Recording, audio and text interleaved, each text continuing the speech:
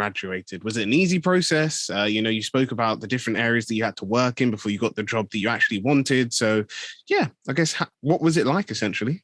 So, to anyone who's been in final year undergraduate studies or possibly even postgrad, when you're like slaving away, burning the midnight oil, like it's really intense, and then like you need to apply for jobs, you need to apply for a graduate scheme. Oh wait, but you've also got all these deadlines, you've got exams. It's a real pressure cooker. Luckily, a friend from the course, I mean, I kept getting denied from a lot of jobs I applied for. Let's say that first. Luckily, a friend from my course told me about a internship scheme that Environment Agency does with Brunel, just Brunel actually as well, and I applied for that. And it was a fairly last minute application, and luckily I got it. And so I was kind of relieved towards the end of university to have that lined up. So having that there meant I could go travel and just relax and be in peace. And I had it for 3 months. It was a really good time. I really felt like I was sort of working in something that related to my course, which was politics and history. It was the Environment Agency working for the government in environmental regulation. Who wouldn't find that as an interesting job to find yourself in? Now, fortunately, I couldn't, as I said, I couldn't get a job with them after the 3-month internship ended. So I then went to work in retail and fashion. And I found that quite disheartening, to be honest, because I had this expectation that once you finish your studies and get that dream job, it's just up and up and up and up. Now that I think about it, that's quite an unrealistic expectation, because in this moment, I felt disheartened because I felt like I was going down career-wise. I was working in a like high street fashion shoe shop that was a really toxic environment. And I just felt very disheartened. I was struggling a lot with anxiety, and towards the end of it, the depression started to come in.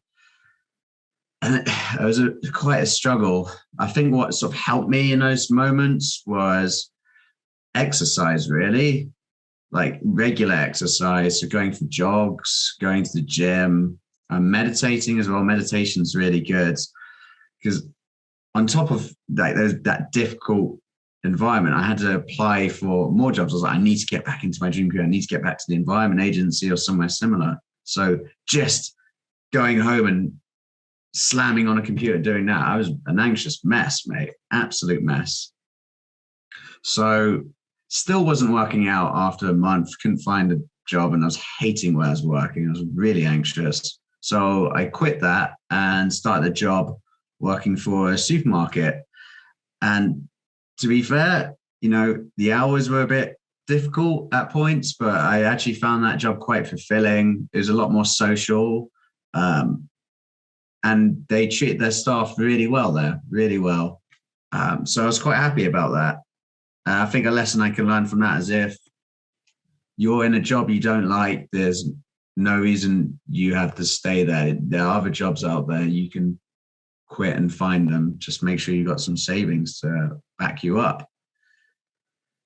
And eventually, after about 4 months roughly of working in the supermarket, I successfully got an interview with the Environment Agency in the Sustainable Places team, and I got it. And I remember the exact moment I got that, I literally ran down my stairs after putting down the phone, screamed, and just flew onto the sofa, like proper slam dunked myself onto the sofa. And I think I might have damaged it a little, to be honest. Hopefully my stepdad isn't watching this this podcast. But yeah, I honestly felt so relieved in that moment and felt like my career was back on track. I think in hindsight, if I'm ever in that situation again, I would try and look at it as a sidestep rather than a step down, because a sidestep means you're just taking a break out of something you're doing, whilst a step down just just not good for your self-esteem to think that way. You've got to try and be as hopeful and positive as you can, but sometimes you just need some time to accept your situation. So essentially, yeah, that was my experience immediately post university. Yeah, thank you for that, Morgan. And yeah, I think you touched on a lot of very important notes there. And yeah, first off, I think like you said, sometimes we just need to understand that things aren't necessarily, I guess you're going in the wrong direction, or you're not necessarily, going where you're supposed to be or you want to be. Like you said, it's just seeing that as like a sidestep. So, you might not necessarily be where you want to be immediately or get where you want to be immediately, but you might just be, a bit of a, you're on that path, but you just took a bit of a step out rather than going backwards. And yeah, no, that's perfectly fine. I know literally I was speaking to someone about it, not necessarily about university, but the idea of like failure and stuff and trying new things and stuff. And the person was saying that, they find it interesting that young people nowadays, even he said like he's not that old, but he was saying like when he was growing up as well, that, there was like always this passion of, I don't necessarily need to come out of university and know like, or even like when I'm doing my GCSEs, know that I want to be, a mechanical engineer working with BMW or Lexus or something like that. He was just like, yeah, it's awfully specific. Yeah, awfully specific. Yeah. Like I know even like me, I probably didn't know, like I said it before on previous episodes, like I didn't know what I wanted to do at university until probably like the course I'm doing now was not what I thought at year 9 I was going to do. I originally wanted to do something about like bioengineering and biosciences. So then when I found out like later, like looking back now and I'm doing environmental sciences, I'm like, yes, they're kind of similar, but I now know that I've not really a big fan of the lab. And like you were saying, it's just being okay with like, just not necessarily like rushing in and not necessarily getting like, doing the things that we thought we wanted to do, and just waiting for good opportunities to pop up. And like you said, it's great to hear that you were able to work with sustainable places. It's really great that you were able to get that job. And I guess it's key because, in our previous episode, we talked about it with Fika, but they were talking about how, how it doesn't matter essentially. We talked about the idea of like fate, and, it doesn't matter necessarily if, this year, you got the job that you were looking for, or the job that you were looking for rejected you.